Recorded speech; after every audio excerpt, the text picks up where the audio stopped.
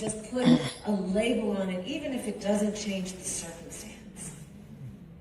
Because there's so much about this moment that is trying to make people feel like they've lost their minds.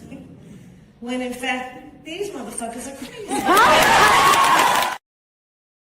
They are. They are crazy. I agree with you, Kamala. I agree with you, Kamala Harris. They are crazy. We've not lost our minds. Yelling a slur during two talents' greatest night, one of the greatest nights that they'll have, Michael B. Jordan and Delroy Lindo, is disgraceful. But let's give the person his doctor's note. Let's say, okay, it's the Tourette's, it's not him. Why do I have to be subjected to that when I wasn't in the auditorium? I wasn't at the venue. So why is that playing out live over the air when it's something that actually could have been edited? I'm hearing there were other outbursts that they could have edited. And in the way it was handled with Alan Cummings, I'm looking at you, Alan. I'm watching you on Traders. I get a lot of joy out of you on Traders. The way this was handled, where it's apologized to the audience, disgraceful. We're going to go through a little bit of what happened. And this is after the insult. Delroy Lindo wishes someone from BAFTA, that's the British Film Association, is kind of like our Oscars, or the Oscars. I won't even claim the Oscars. Someone from BAFTA spoke to us after N-word was shouted while he and Michael B. Jordan presented. We did what we had to do. And we know what they did. They continued on with the presentation with look of hurt on each one of their faces. So Delroy spoke to Vanity Fair at one of the 2026 BAFTA after parties, said he and Center's co-star, Michael B. Jordan, did what we have to do when the N-word was shouted out as they were presenting the award for Best Visual Effects to Avatar, Fire and Ash. So that's where he wished that someone had spoken to them. So the only apology given was given to the actual audience. That tells me a lot. That tells me actually a lot. And it's really disgraceful and disgusting. And I wish, I can't tell anyone else how to act. They've really worked to get to that place where they get to be in the room and accept an award, give awards, meet their peers. There were a lot of industry people there that should be able to do that. But I would just like sometime us to teach people a lesson that they're not entitled to our presence. They're not entitled to that magic, that excellence. I wish when that slur was shouted out, the two of them had put down whatever paper they were reading, turn around, walk off the stage, and the rest of the Center's cast and every other person of color and people that look like them and allies, because I hear a lot from the allies, you claim you're there, but we don't see it. They had jumped up and walked out of that dry room and said, we'll be back, not next year, but the year after. Sit it out a year and let's see what BAFTA is and how it does without us in there. And what they do, what they get from that without the true presence of greatness in that room. I'm going to read a little bit more in Variety because I'm disgusted by the way Alan Cumming handled it. I don't know if that's something that he came up with himself or if some of the organizers came up with this. But BAFTA's host Alan Cumming asked for understanding as Tourette syndrome campaigner John Davidson shouts strong language. No, he said the N-word and slurs at winners and presenters. So he was actually doing that not just to Michael B. Jordan and to Delroy Lindo, but other people were subjected to it as well. So BAFTA Film Awards host, that's him right there. Very ugly looking. There's something wrong. I mean, and I'm not going to get on his disability, but there's something else going on there in addition. BAFTA Film Awards host Alan Cumming thanked the audience for their understanding on Sunday night after a number of outbursts. So he was doing it throughout the night. From Tourette's campaigner John Davidson during the show. So Mr. Delroy Lindo said nobody approached him after the show. So Alan Cumming, you're on stage apologizing to the audience and you didn't apologize to the people that this man has insulted? Davidson, who is the inspiration for a BAFTA-nominated movie, I Swear, was diagnosed with the syndrome at the age of 25. His symptoms, which first began when he was 12, include tics and uncontrollable outbursts, often involving cursing. Again, he said the N-word. A number of outbursts could be heard throughout the BAFTA ceremony, including "shut the F up" being shouted during an introductory speech from BAFTA chair Sarah Putt. Oh, so he insulted a woman, told her, shut the F up. And F you, when the directors of Boom, which won the BAFTA for Best Children's and Family Film. Were there children in that film and they get up there to accept their award and now they're being verbally assaulted by this man? Why wasn't he in another room watching this on a screen separate from the audience? And I don't want to hear anything about it, a disability. No, I have a right to not be assaulted by him. During another outburst, the audience inside the BAFTAs heard Davidson shout the N-word when Michael B. Jordan and Delroy Lindo presented the award for Best Visual Effects to Avatar Fire and Ash.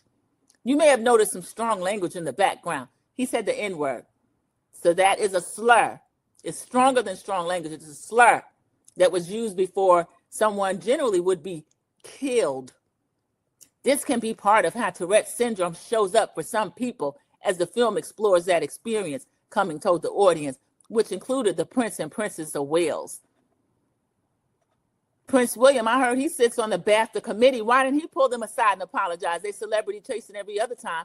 Thanks for the understanding and helping create a respectful space for everyone.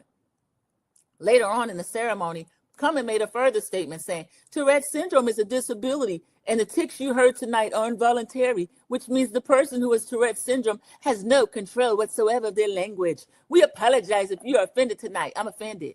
Tonight and this morning, I'm offended. The outburst could not be heard in the second half of the ceremony when Davidson appeared to have left the room. They didn't put him out, y'all. He left. He voluntarily left, okay? Variety understands he left of his own accord. Oh, I'm ahead of the article. I'm going to editorialize, y'all. I'll editorialize. A source told Variety earlier that David was an invited guest and under no circumstance would he be asked to leave the ceremony. So, y'all, let's try to bring Will Smith as a plus one for these kind of events because his hands seem to have Tourette's and they can excuse him for any events that happen. The outbursts were not cut for broadcast of the ceremony, which went out with a 2-hour delay on BBC, one in the UK, and on E in the US. BAFTA did not immediately respond to Variety's request for comment. Before the ceremony began, the floor manager also introduced Davidson to the audience, saying, I'd like to welcome John Davidson, MBE, from one of our nominated films, I Swear. John has Tourette's syndrome, so please be aware you might hear some involuntary noises or movements during the ceremony. I Swear features Lord of the Rings of Power star Robert Aramayo as Davidson, following him at the age of 25 after his appearance in the seminal BBC documentary, John's Not Mad, which first introduced Tourette's to a wider audience. The film, which was directed, written, and produced by Kirk Jones, is set up for 5 BAFTAs, including Best Leading Actors for Aramayo, Best Supporting Actor for his co-star Peter Mullen, Best Original Screenplay. He lost that because Ryan Coogler won that, okay? And Casting the later, which it won. Oh, so he won the casting one. The film is also competing for Outstanding British Film. Aramayo was also awarded BAFTA's EE Rising Star Award on Sunday night. Connecting his award, Aramayo said, John Davidson's the most remarkable man I've ever met. He's so forthcoming with education. He believes there should be still so much more we need to learn about Tourette's. Especially, I just want to say for people who are living with Tourette's, it's the buzz around them that help define what their experience is. So to quote the film, they need support and understanding. Since Davidson went public with his diagnosis 4 decades ago, a number of public figures have revealed they suffer from the syndrome, for which there's no cure. They include Billie Eilish and Louis Capaldi. I didn't know that about Billie Eilish. So Billie Eilish is not actually at the Grammys screaming out the N-word. I don't know what she does to control hers, or maybe that's not something that's in her vocabulary. In a statement to Variety before the ceremony, Emma McNally, CEO of support and research charity Tourette's Action, said, we've had a huge amount of people reach out to us about I Swear, both individuals living with Tourette's syndrome and those with no previous connection to the condition. All have been deeply affected by the film. It's clearly created a huge public reaction.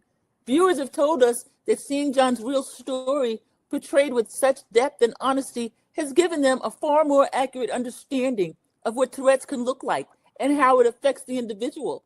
This is something they've given little thought to previously.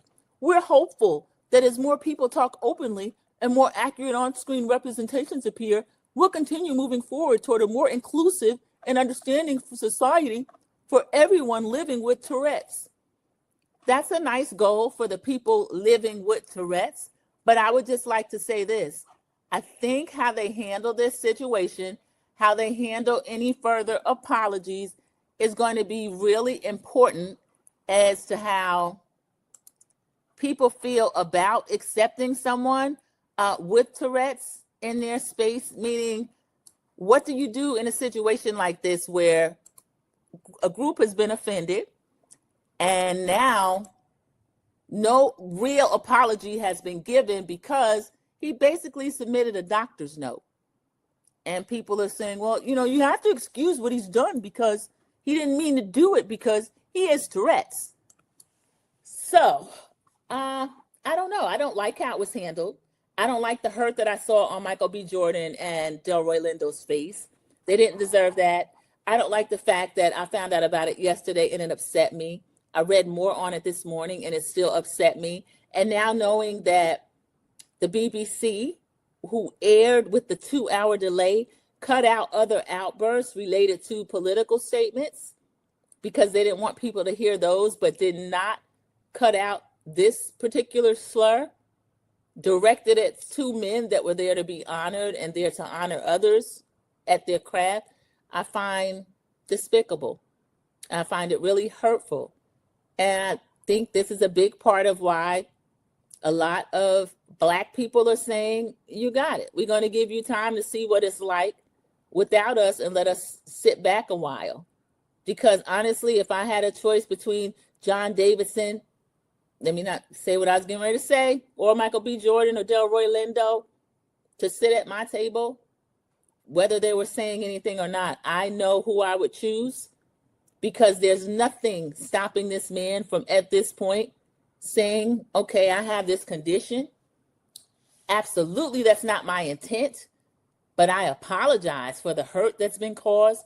And I haven't heard anything like that from him. I don't understand why, at the very least, that is not something that we're hearing.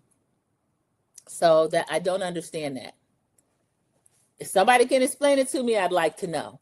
But that is what is going on right now as far as BAFTA and the conversation that we're having after. I can't wait to see what's going to happen if this same film is up for Oscar. I haven't looked at it. I don't think he should be invited. If he is invited, I think he should be in a separate room watching it. And for people to say, oh, what if the person had another disability? They were blind.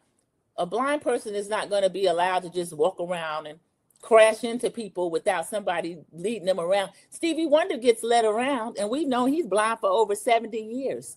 But he has a handler with him. He doesn't get to just walk around and crash into people and knock people down. And you say, well, this person knocked me down. Well, that's Stevie Wonder. He couldn't see you, so he knocked you down. He didn't mean it. You got to have compassion. No, Stevie Wonder makes sure he has a handler with him and he's not walking around crashing into people or, heaven forbid, getting in a car and driving. I'm Stevie Wonder. I'm going to drive around. It's my disability. No, you take precautions so that other people are not negatively impacted by your disability, John Davidson.